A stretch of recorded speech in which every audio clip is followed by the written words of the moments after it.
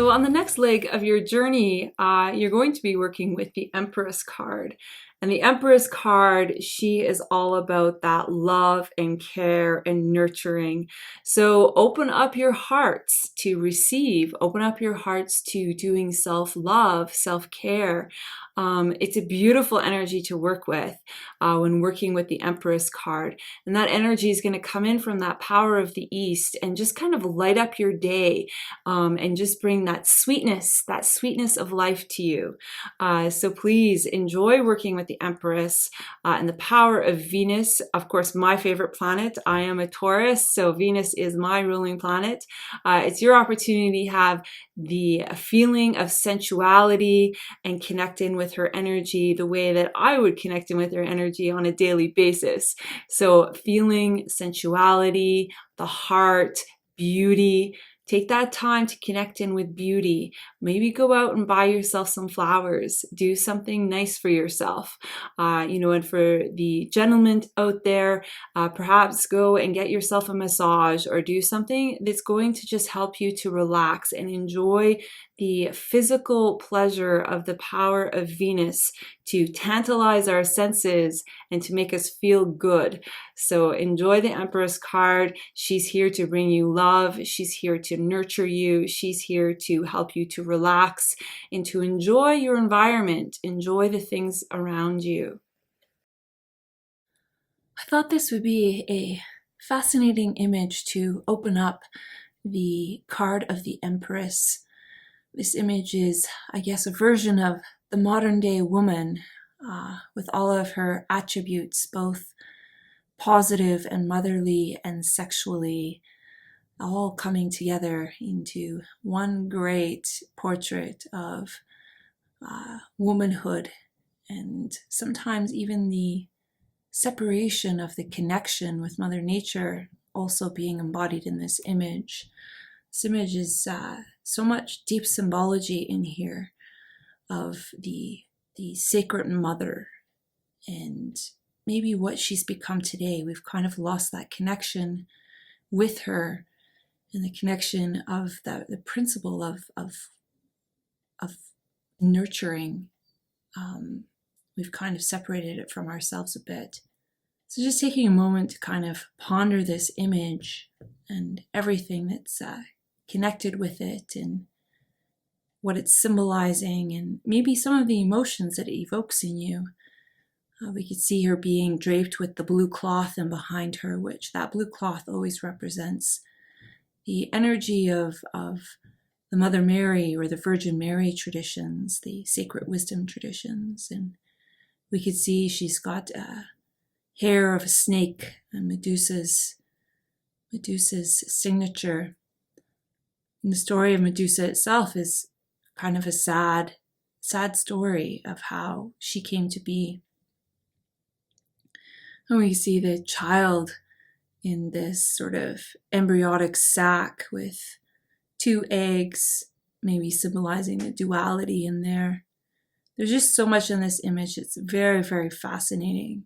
So we're going to look into the Empress and everything that she holds for us, especially those positive qualities and those strong qualities. So in the Hebrew language, the letter attributed to the Empress is Dalet or Daleth. And this word actually means a door, and we could see that a door is actually spelled with the letter D as well. So there's this crossing point that happens. This crossing point is residing on the path number 14, where the 1 meets the 4 to create the 5, humankind. Love and desire, creation and destruction, pain and pleasure. Receive life through death, a rebirth. So the Empress is the promise of the Garden of Eden. It's the promise of a rebirth. It's a promise to live a life of luxury and ease and beauty. A promise to live a life full of love and embodying the divine feminine aspect of nurturing and care and caring for not only ourselves but our surrounding environment and through this diligence, being able to harvest bounty from the land. So I have a quote here from the Anasazi Foundation, The Seven Paths. Changing is one way of walking in the world. So let nature nurture. No man is as wise as Mother Earth. She has witnessed every human day, every human struggle, every human pain, and every human joy. For maladies of both body and spirit, the wise ones of old pointed man to the hills. For man too is of the dust, and Mother Earth stands ready to nurture and heal her children. So many of us have maybe not learned how to be nurtured, or we've been told that Mother Earth is a harsh environment that we have to survive in.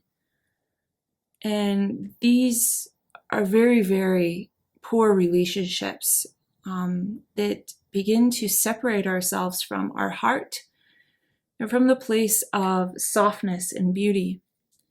And so we work with the Empress to reestablish this connection with Mother Nature, with beauty, and with the potential to be provided for, to create life, to create that Garden of Eden for ourselves. So the Empress, we've got this gift of love, but love is like a precious plant. You can't just accept it and leave it on the cupboard or think it's going to get on by itself. You've got to keep watering it. You've got to really look after it and nurture it. John Lennon. So, all you need is love, right? All you need is love. We're working on the pathways between the sphere of wisdom and the sphere of understanding, which kind of crosses right through the brow area. It's these higher faculties of consciousness. And we can see that the Empress is actually crossing with the path of the High Priestess. And this is very important because where two lines cross is an incredible amount of energy and capacity to connect with who we really are, our essence. And that essence is pure light and, of course, pure love. Now, these three cards here, the Fool, the Magician, and the Empress, they form what is called the supernal triangle. And this triangle is meant to be sort of a level of creation in the astral level or in the higher dimensions. And this level of creation is very important because for anything to be manifest on a three-dimensional plane, you need three components. And this is where we get the teachings of the Trinity or the Holy Trinity. And the Holy Trinity are these triad sort of godheads that run through every culture, the triple goddess, these energies are very, very important because it's this understanding that for three is the three-dimensional world. It's what actually creates this reality. But that they're also three in one in a sense that they exist as one, but there are three parts to that one. Now, it's a very abstract concept to kind of grasp, and Christian theologians have been debating what that means for the last 2,000 years, and then we would go even further back with, the Pythagoreans and the wisdom teachings, trying to wrap our minds around this idea of one and three being the same, and the connection with it. So this triangle on the tree actually represents the Garden of Eden. It represents this sort of higher spiritual plane where everything is available and provided for and connected with. And we can see with the High Priestess running right through the center here, that this High Priestess, she is the one that kind of opens up the gate to get into this space of living in this place of the Garden of Eden, or this place of enlightenment, which is basically a place where you can experience things like fear and grief and sadness But at the same time, in the center of your heart, you are completely at peace, and there's a happiness there. There's sort of like this internal secret that you hold within yourself that you know in the end, everything is all good. And even in those moments that we are feeling these intense emotions or going through these physical experiences, there is a sense within the self that you are still happy, that there's still love there, that there's still optimism and joy. This is really kind of the place of enlightenment, place of peace. It's the place of love. So the supernal triangle connects up here, right up with the crown chakra, and also runs between our temples and the lobes of our brain, the left and right brain, and the energy of it. So we're coming into this place of divine love. And the next couple of weeks, if you're working with the Empress and the High Priestess at the same time, you're really connecting in with this divine feminine energy. It's a much softer energy.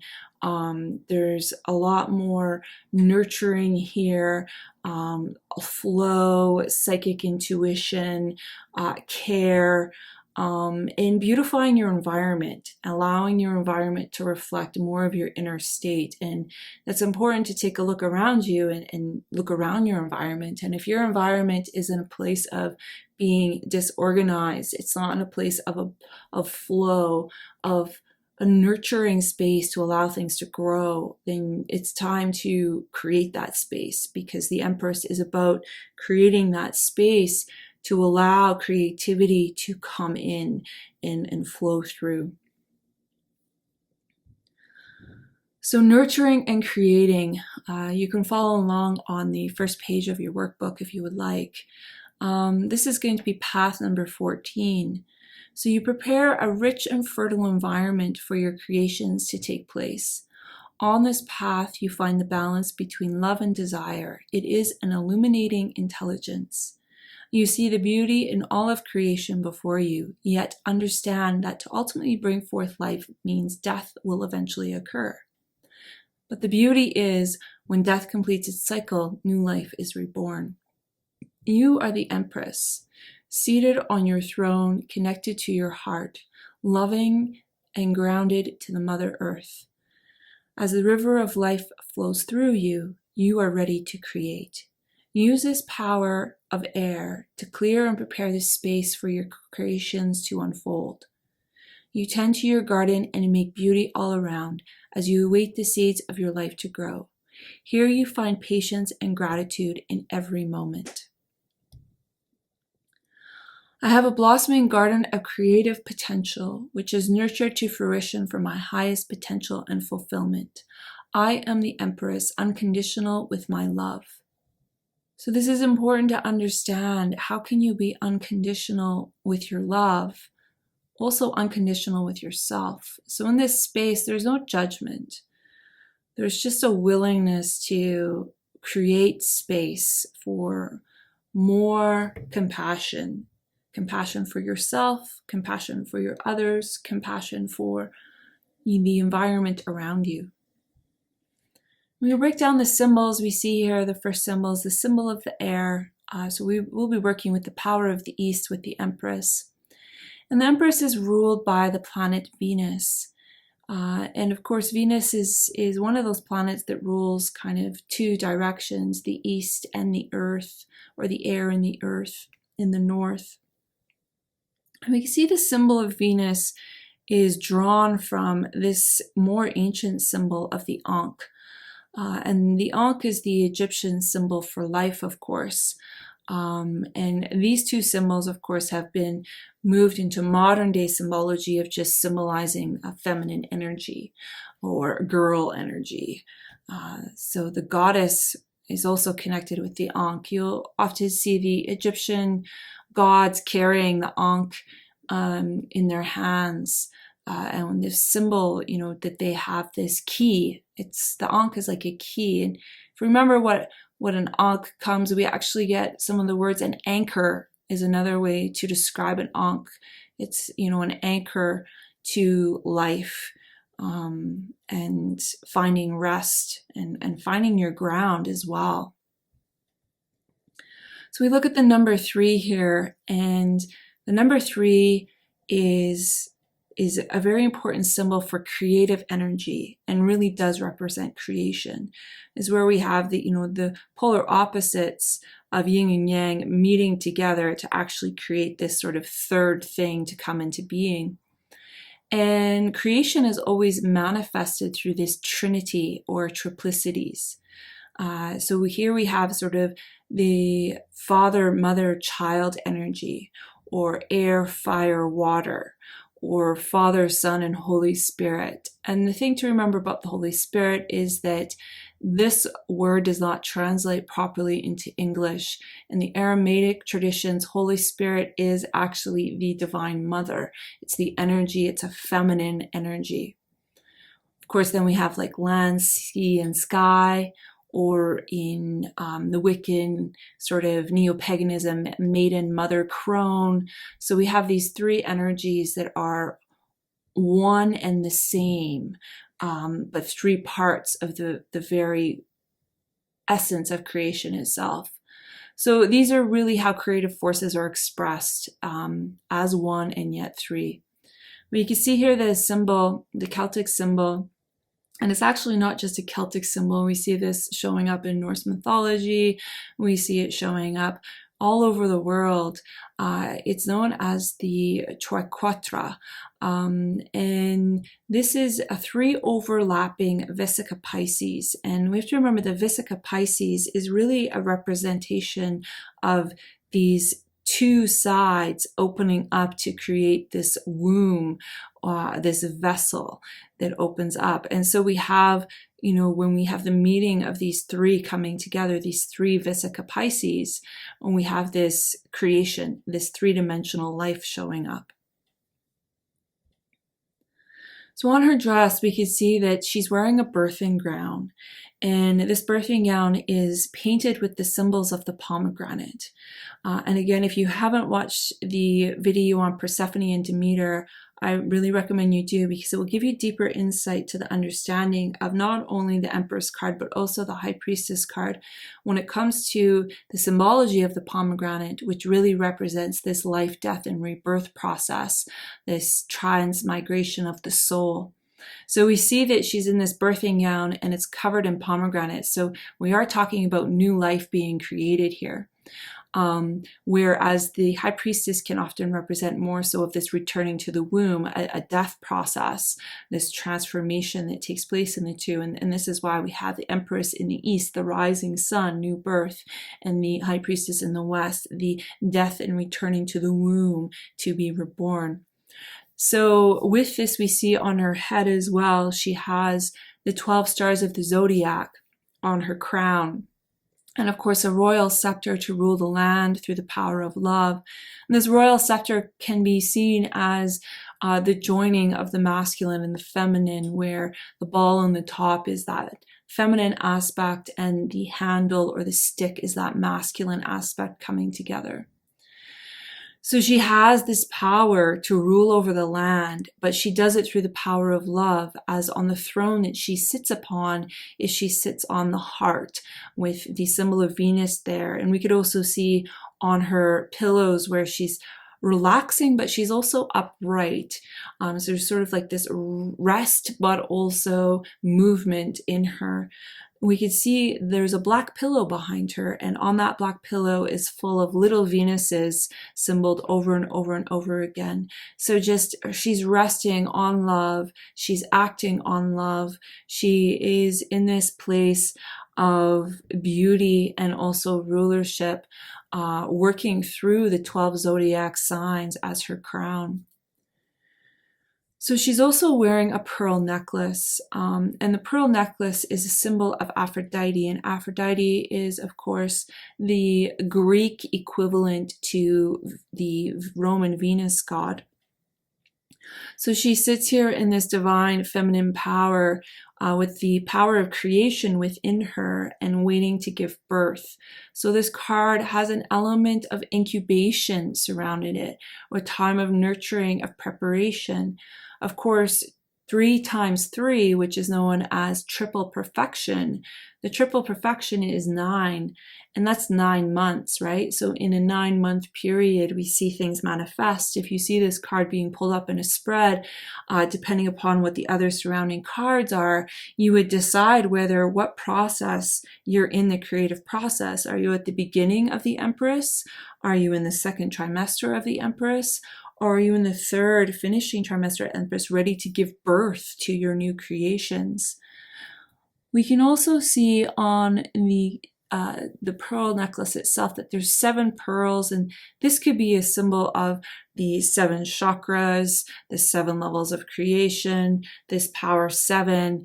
Number 7 just shows up again and again and again when we talk about creative forces and working through this sort of levels of transformation, the alchemical process, the 7 steps to alchemy, those types of things.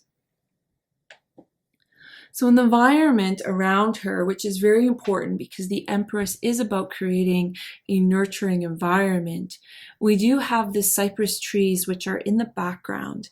And the cypress tree is actually points to the birthplace of Aphrodite, which is the island of Cyprus. And then we could see from these cypress trees the 2 golden trees, which could represent the pillars holding this space to the Garden of Eden, where the river flows out of that. And so we see there's a river coming between the 2 trees, coming down, almost like a river from the High Priestess, the energy of the High Priestess flowing down into her for her creative process. So we also have the grains of wheat here, and the grains of wheat is a symbol of Demeter. The High Priestess and the Empress really is, both of these embody sort of this mother-daughter relationship of, Persephone and Demeter and the traditions of Persephone and Demeter. So the grain is a symbol of Demeter or a symbol also of the earth. And this grain represents the knowledge of how to prepare, harvest, and the knowledge of perfect timing, and also abundance. So, wheat was considered to be abundance in the past. The teachings of the grain of wheat itself has very specific teachings around it. So yeah, we see the golden wheat. It's being prepared, being ready, it's curing for this harvest, this abundance to come in. So this card is just full of so much creativity and new things being formed and brought in, and also sort of like this Garden of Eden energy, this creative flow flowing down onto us and just surrounding us with this. So key things with the Empress, of course, is creativity. We have also natural flow, connecting with the natural flow of things. There's patience and waiting, growth and nurturing, tending to earthly affairs, self-care and nourishment, maturation, and of course, pregnancy. If you see this card with Ace of Pentacles, usually will represent a pregnancy on the way. And so, just beginning to understand how these cards are interpreted with the use of the minor arcana to help to discover what it is, what pathway that we're on right now. Now, if you see this card in reverse, it can represent basically a busybody, meddling in someone else's affairs, being stressed, doing too much. There's a lack of energy here. There could also be creative blocks, and also vanity. So if you see this card in reverse, it's definitely, we're talking about creative blocks, not able to kind of manifest things, not being in a state of harmonious relationship with your environment around you. And you need to kind of take that time for self-love, self-care, creating a space that's nurturing and conducive to allowing yourself to create. So with the planet Venus, or Aphrodite in the Greek, this planet, of course, is the planet of love, beauty, sensuality, and persuasiveness. She was born from the castration of Uranus. So Uranus was castrated by his son, Kronos, and his balls were thrown into the ocean, and from the ocean emerged Aphrodite in her full beauty and full glory, fully formed.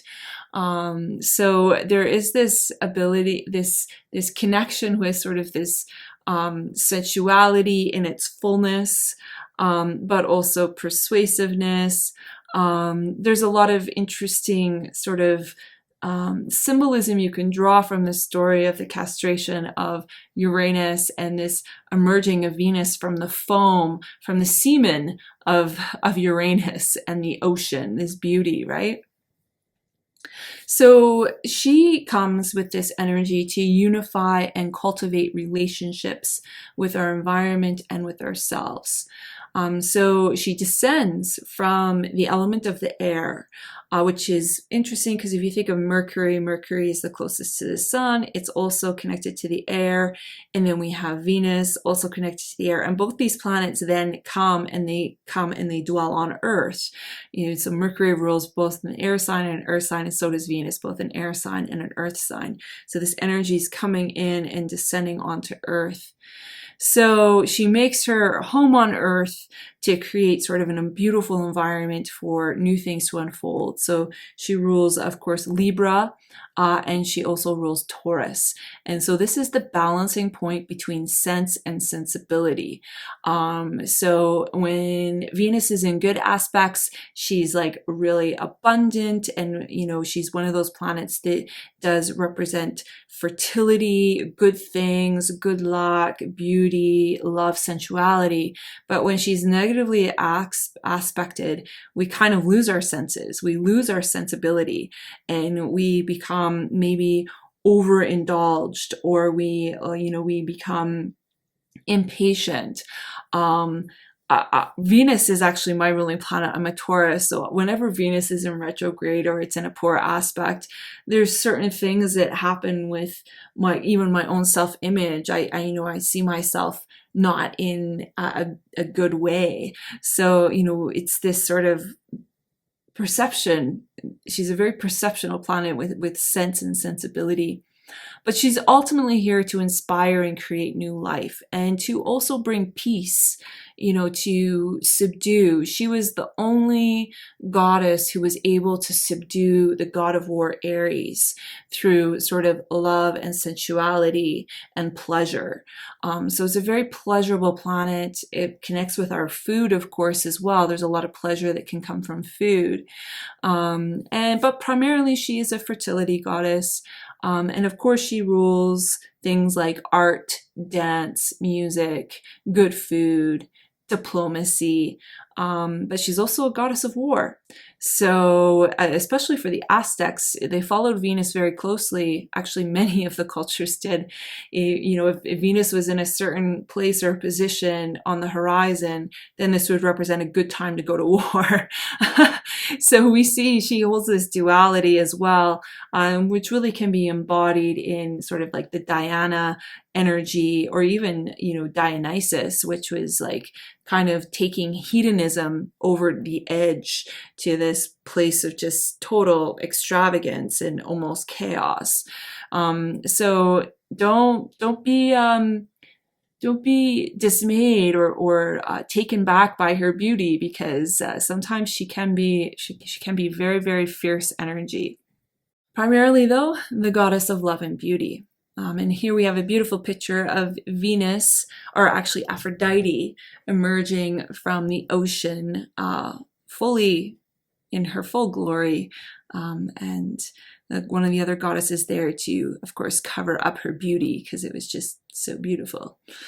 So making love with the material world, and then enjoying the simple pleasures of life. And of course, a god of sex and fertility, god of birthing new life, connects with creativity, and she will form the Venus pentagram in the sky. And that Venus pentagram is I think it takes about 8 years to form this formation in the sky, as Venus actually makes this transit through the stars. And I'll actually post a link to the Venus pentagram video so you can actually see this dance she makes in the sky. And of course, the pentagram is very important because the pentagram is this connection with the divine feminine, with growth, with humankind, the power of creativity. So we see these odd numbers like 3s and 5s and 7s and 9s. These all have to do with creative forces. There's sort of like this active energy of pushing forward and through. And we see this image. And of course, the number 5 is also known as the number 5 for mankind, right? We have 5 fingers, or 10 in total, but on each hand we have 5 and 5. We have 5 limbs, so that's like the arms and the neck. So there's this connection also with the Fibonacci sequence, with growth. We'll talk more about the Fibonacci sequence further in the program. But yeah, the pentagram is a very, very important energy to work with. So this appears as the morning or evening star, depending upon the time of year. And then it has a 250-day orbit. I think it goes retrograde about a year and a half. Every year and a half it goes retrograde, which is great for me because I think if this planet went retrograde like Mercury did, we'd be in a little bit of trouble. And then it actually rotates very slow on its axis. So on our axis, the Earth rotates about 24 hours, and on Venus's axis, it rotates 243 days to rotate on its axis. So it's a very slow rotation, but it has actually a fast orbit. So it's always interesting kind of know these little details about the planets. So in your research, you're going to research the position of Venus in your natal chart and do the research for that. So we can see in my natal chart, Venus is at 20 degrees Aries in my 12th house, with a strong opposition to my natal moon and Pluto in my 6th house of Libra. So you need to do the research for this, find out what that means for you, and make your own assessments and judgments on that. And then find out where Venus is transiting currently in your chart and also do the research for that. And then find out when the next Venus retrograde will be. And I will always have the links there on the web page for you to kind of find out where the planet retrogrades are taking place, how to do further research, that type of thing. So moving on to page 3 of your workbooks, we're going to talk about the stones and the metals and other things you can bring into the practice if you choose to do so. So the stone that we're working with is known as a Sonora sunset or sunrise. And this is a stone that has sort of equal parts of chrysocolla and cuprite. Both these stones are minerals from copper and are often mined near copper deposits. So this stone is the stone of encouragement and empowerment, invoking passion, love, and a thirst for life. It calms the emotions and stimulates the mind. It offers nurturing words and loving energies, helping with divinely inspired speech. So it really works with the throat chakra as well, and acknowledges your heart's desire, helping you to sort of birth new projects, clearing box for creativity and flow, and sort of a sense of connection with Mother Earth. That's the cuprite. Cuprite is very, very strong for that connection with Mother Earth. And then we have the chrysocolla, which is very much so these higher connections with the higher chakras. So it's a beautiful stone to kind of balance out that energy, just like the planet Venus, earth and air, this beautiful connection between the two. So copper is a bridge between the physical and the metaphysical world. It will help to promote initiative and optimism. It protects against passivity and restlessness. It's also an amplifier of energy and opens up receptivity while remaining protective. It will boost the self-esteem and balance the sun and moon energies, and it helps to express yourself. So it's really great with magical wands or gemstones, wrapping your gemstones in them. It really helps the energy to open up. Now, of course, there are many stones that come from the copper mineral family. There's lapis lazuli, azurite, malachite, turquoise, chrysocolla, cuprite, peacock ore. All of these stones are considered to hold a very strong earth energy, a grounding energy, and then they have sort of different levels as you move up through the chakra system for transferring things and transforming things. Plants are basically the plants that connect to all of the love energy. So apples, apple blossom, orange blossoms, a lot of the fruits that blossom, their smell is just so divine and so sweet. Cardamom connects with the planet Venus as well. Strawberries, mugwort, primrose, of course roses, geraniums. Vetiver is a beautiful connection with Venus as well. We have magnolia, almonds, ylang ylang, and also cypress. The animals connected with Venus energy are like the sparrow, the dove, swans, ducks, peafowl, hummingbirds, and of course bees, right? The birds and the bees. Primarily though, it's birds that actually pair together for a lifetime. So a lot of these birds represent sort of this connection of eternal love. So the exercise we're going to work with in the morning is called the Lifting the Sky exercise, and the video on how to do this is posted on the webpage. So this is considered to be the single best health exercise ever in the Qigong tradition, which helps to balance the energy of the body. It grounds the flow of energy from above into the earth, increases strength of your aura, increases your overall well-being, and adds life and vitality. And so this exercise really is movement and rest at the same time. So how do you bring movement and rest into your body? So this is a beautiful exercise to begin to feel into that energy. And I would recommend, if you want to, learn a little bit of Qigong, doing some YouTube videos, that type of thing, learning this flow, this really soft movement and this soft flow brings a lot of harmonious balance to the body. So in the morning, you're going to sit in the direction of the east of the rising sun with your Empress card and stone before you. And then you're going to use a bit of the Venus oil and recite the call. And the call for this card, of course, is I now call upon the power of the Empress and the planet Venus to initiate me into a loving relationship with my life and my environment. I carry with me the power of chrysocolla and cuprite to facilitate this transmutation. So after you recite the call, then you perform the lifting of the sky exercise, just practicing really slowly with the movement of breath for 5 minutes. And then when you are done, repeat the affirmation, which is, I have a blossoming garden of creative potential, which is nurtured to fruition for my highest potential and fulfillment. I am the Empress, unconditional with my love. So this pretty much sums up the teaching for the Empress card. And, it's really about connecting with your environment, connecting with your heart, of course, and connecting with nurturing, beginning to nurture yourself. And this can be challenging for some of you if you were never nurtured in a good way as a child. You may have difficulties slowing down in doing this. So, just take your time in trying to find ways how to nurture yourself, how to take care of yourself, how to uplift yourself, do things that are good for you, go for a walk outside, connect with Mother Nature, begin to see Mother Nature not as this place of harshness, but that she can provide everything that you need, and begin this relationship with Mother Nature, and feeding her, offering her Thanksgiving, giving her tobacco, all of these things, connecting with this essence of creation.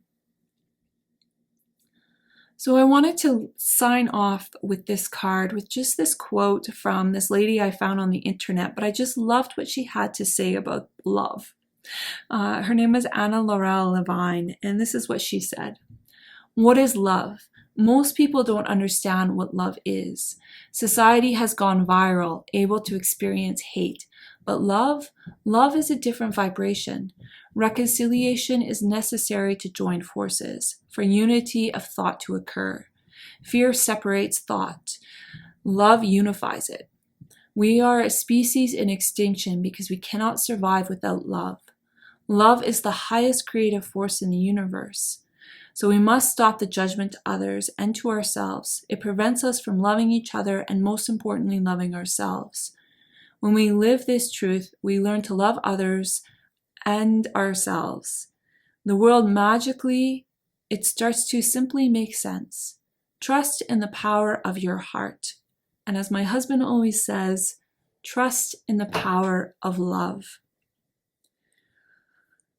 So whatever your experience is of the High Priestess and the Empress, as you work with these two energies, it can be a difficult process if we have lost that connection to the Divine Feminine and, of course, to this motherly place of care and nurturing.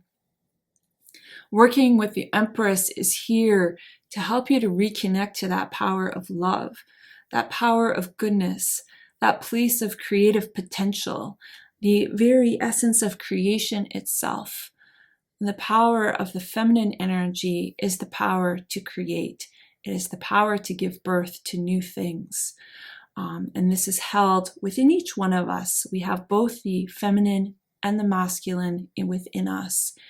And so over the next couple of weeks with working with the Empress, you are connecting in with this really beautiful energy, this feminine energy, and this power of Venus, the power of Aphrodite. Call in those energies, create that relationship, redevelop a respect for Mother Earth. And, she will respond by loving you and providing for you as well.